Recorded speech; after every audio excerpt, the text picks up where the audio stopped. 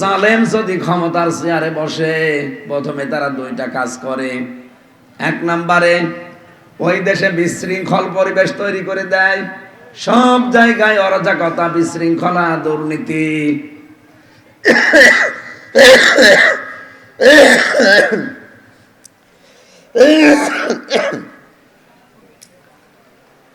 এখানে ফাসাদ শব্দের প্রায় ২৭টা অর্থ আমি পেয়েছিলাম। তাফসীরে হাক্কানির ভেতরে দেখবেন ফাসাদ মানে বিশৃঙ্খলা, ফাসাদ মানে এই যে দুর্নীতি, যেটা চ্যাম্পিয়ন হয়ে আমরা মাঝে মাঝে, এইটা ফাসাদ মানে অস্থিতিশীল পরিবেশ, যেখানে মানুষ শান্তিতে বসবাস করতে পারে না। এরকম অবস্থায় ১৫.৫ বছরে আমরা দেখলাম তৈরি করে রেখেছিল। দুই নম্বরে ওয়াজাআলু আইসাতা আহলিহা দিল্লাহ, ওই দেশে যারা সম্মানিত মানুষ তাদেরকে তারা অপমান করে। এই কথা বলছেন না? এই দেশে যারা সম্মানিত ছিল, আপনি তাকান তাদেরকে কি অপমান করেছে তারা। সবচাইতে বেশি আল্লাহ বলেন আমি সম্মান দিয়েছি, ইন্না আকরামাকুম ইনদাল্লাহি আতকাকুম।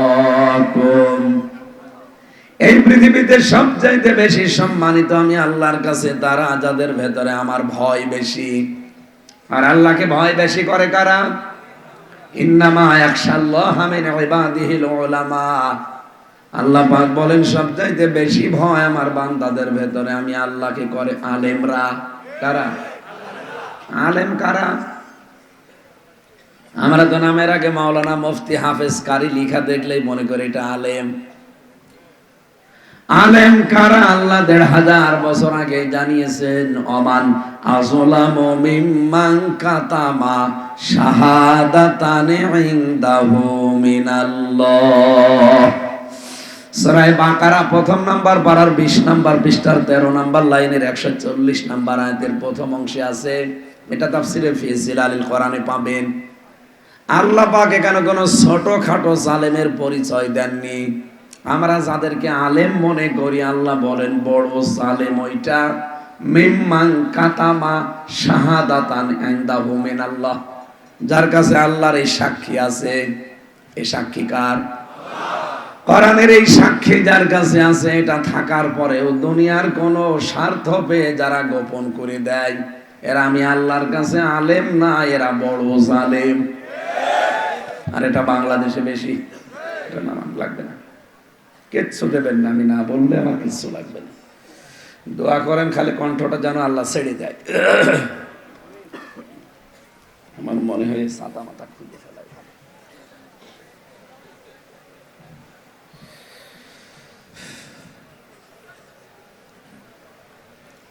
এই আয়াতের তাফসীরে আমি হাদিস পেয়েছি একটা, এখানে ৫টা পয়েন্ট ছিল। নবীজি বলেন কিয়ামতের দিন আল্লাহ ৫টা প্রশ্ন করার ছাড়া কাউকে সামনে পেছনে হতে দেবেন না। মা তাজালু কদামা বানি আদম আবদি ইয়াউমাল কিয়ামাতি হাত্তা ইসালান খামসিন আন উমরিহি ফিমা আফনা ওয়া আন শাবাবিহি ফিমা আবলা ওয়া আমালিহি মিন আইনা ইকতাসাবাহু ওয়া ফিমা আনফাকাহু ওয়া আন ইলমিহি মাযা আমিলা ফি। মুত্তাফাকুন আলাইহি। বুখারী মুসলিমের যত হাদিস, এখানে ৫টা প্রশ্ন করাই হবে প্রত্যেককে। শেষ নাম্বার এটা, ওয়া আন ইলমিহি মাযা আমিলা ফি, যতটুকু জ্ঞান ছিল তার উপরে কতটুকু আমল ছিল এটা বলো। তার মানে জ্ঞান অনুযায়ী যদি কেউ আমল করে সে আল্লাহর কাছে আলেম। জ্ঞান অনুযায়ী যারা আমল করে না, কাজ করে না, ওটা আলেম না, ওটা জালেম। এই পৃথিবীতে জ্ঞানের উপরে সবচাইতে বেশি আমল করেছে নবীরা। কি কথা বুঝতেছেন? জ্ঞান অনুযায়ী সবচাইতে বেশি আমল করেছে কারা? আপনি নবীদের দিকে তাকান। ইয়া হাসরাতান আলাল ইবাদ মা ইয়াতিহিম মির রাসূলিন ইল্লা কানু বিহি ইস্তাহজিউন। সূরা ইয়াসিনের ৩০ নম্বর আয়াতে আল্লাহ জানিয়েছেন আমার বান্দাদের জন্য আফসোস, আক্ষেপ। এমন কোন নবী রাসূল দুনিয়ায় পাঠালাম না যার সাথে সমসাময়িক মানুষেরা ঠাট্টা করে নাই, বিদ্রুপ করে নাই। ও ভোলাবাসী, বলেন তো নবীদের চরিত্র কি খারাপ ছিল? নবীরা কারো মেয়ের দিকে তাকিয়েছিল? কারো জমির আইল কেটে নিয়েছে? কেন তাদের উপর অত্যাচার? একটাই কারণ, তারা তাদের জ্ঞানের উপরে আমল করত। এই পৃথিবীতে জ্ঞান অনুযায়ী, যোগ্যতা অনুযায়ী কাজ করার কারণে আমরা ইতিহাস পড়লে দেখি অনেকের নাম পর্যন্ত হারিয়ে গেছে। ইহুদিরা মুসা নবীর নাম দিয়েছে জোসেফ, খ্রিস্টানরা ঈসা নবীর নাম দিয়েছে যিশু, ইব্রাহিম আলাইহিস সালামের নাম তারা পাল্টিয়ে দিয়েছে আব্রাহাম। মুসলিম বিজ্ঞানী ছিল আল-কেমি, তার নামও পাল্টিয়ে দিয়েছে খ্রিস্টানরা কেমিস্ট্রি। হযরত জাবির রাদিয়াল্লাহু তাআলা আনহু একদম বিখ্যাত সাহাবী ছিলেন, তার নামও কাফেররা পাল্টিয়ে দিয়েছে আল-জাবরা। এই বাংলাদেশেও নামের পরিবর্তনের হিড়িক চলছিল। কি কথা বলেন না কেন? শহীদ আব্দুল কাদের মোল্লা রহমতুল্লাহ আলাইহি তার নাম পাল্টিয়ে দিয়েছিল কসাই কাদের। বেশি বললাম। আল্লামা দেলাওয়ার হোসাইন সাইদি এই বরিশাল বিভাগের সন্তান, তার নাম মুসলিমরা পাল্টিয়ে দিয়েছে দেল্লো শিকদার। হেফাজতের সাবেক আমির আল্লামা শাহ আহমেদ শফি রহমতুল্লাহ আলাইহি তার নামও পাল্টিয়ে দিয়েছে তেতুল হুজুর। এই কথা বলে না কেন? আমার নামও পাল্টিয়ে দিয়েছিল পিসকে হুজুর। আমি পিসকে, আমারই 3টা পিসকে আছে। আলা তালমিসু আনফুসাকুম ওয়ালা তানাবাসু বিল আলকাব। আয়াতের তাফসীর পড়েছি, ফি জিলালিল কোরআনে সাজ্জাদ কুতুব লিখেছেন, যারা মানুষের নাম পরিবর্তন করে দেয় এরা যদি তাওবা না করে এরা জালেম হয়ে মারা যাবে। মরছেও তাই। এই 15.5 বছরে দেখেন কি হিড়িক তৈরি করেছিল নাম পাল্টানোর। শহীদ জিয়ার নামে বিমানবন্দর ছিল, সেইটাও পাল্টিয়ে দিয়েছে। পাল্টিয়ে দেয়নি? আপনি একটা জায়গা দেখান যেখানে নামের পরিবর্তন নেই। 5 তারিখের পরে যদিও সব একটা একটা করে আবার পরিবর্তন হচ্ছে, কিন্তু কি করলেন আপনি?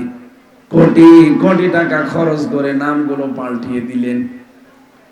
টয়লেটের সামনে পর্যন্ত লিখে দিয়েছে বঙ্গবন্ধু টয়লেট। আর কাজ পান না। জেলখানায় তো আমার 24 ঘন্টায় ফাঁসির কন্ডেম সেলের ভেতরে তালা লাগিয়ে রাখতো। 3 বছর একাধারে আমার যোগাযোগও করতে দেয়নি বাইরে। একদিন এক কারারক্ষীরে বললাম, দেবদুলাল নাম শুনে বোঝা যাচ্ছে কি কি। আর একদিন বললাম যে ভাই সারাদিন তো তালা লাগিয়ে থাকেন, আবার সিসি ক্যামেরা দিয়ে রেখেছেন, কেউ যেন আমার সাথে কথা না বলে, একটা বই নিয়ে এসে দিতে পারেন না, একটু পড়বো। আচ্ছা ঠিক আছে। লাইব্রেরি থেকে বই নিয়ে এসে দিয়েছে বঙ্গবন্ধুর আত্মজীবনী। ও ছাতা পড়ে আমি করব। বললাম এইটা না, ভালো বই নিয়ে আসেন। আল্লাহ পরের দিন নিয়ে এসেছে বঙ্গবন্ধুর চীন সফর। আমি কি বই পান না? ভালো বই আছে আমি নিয়ে আনবো। পরের সপ্তাহে নিয়েছে বঙ্গবন্ধুর ছেলেবেলা। সবই বঙ্গবন্ধু, আর কোনো বই নেই। কি বই নিয়ে এসে দেবো আপনারে? বললাম নিয়ে আসবেন যে আমার ফাঁসি চাই। ওই বই পড়তে নেই, পড়তে নেই, ওইটাই পড়া দরকার। আমি মেজর ডালিম বলছি এই বই নেই। রাগ করে দেখলাম চলে গেল। কয়দিন পরে এক মুসলমান কারারক্ষী দায়িত্বে ছিল আশরাফ, পরে বললাম যে ভাই আপনার তো এখানে নাম লেখা আছে, আগেরটা ছিল মালায়ন আর আপনি মুসলমান, অন্তত আপনার কাছে একটা দুইটা কথা বলা যায়। একটা কাজ করেন, আমি যেহেতু 24 ঘন্টায় এদিকে 3.5 হাত এদিকে 1.5 হাত এতটুকু জায়গায় পড়ে আছি, একটা বই নিয়ে এসে দেই। বলছে কি বই নিয়ে আনবে? বললাম এটিএম আজহারুল ইসলাম আছে না, ওই পাশের বিল্ডিং এ থাকে, ওনারে যে বলবেন হামজা বই চেয়েছে। 2টা বই পাঠিয়েছিল চুরি করে, একটা প্রোডাক্টিভ মুসলিম আর একটা আমি কারাগারে রাত দিন। এই 2টা বই 3 বছরের ভেতরে বহুদিন পড়েছিলাম। যদি পারেন প্রোডাক্টিভ মুসলিম কিনে নেবেন, খুব ভালো বই, পারিবারিক জীবন নিয়ে লেখা।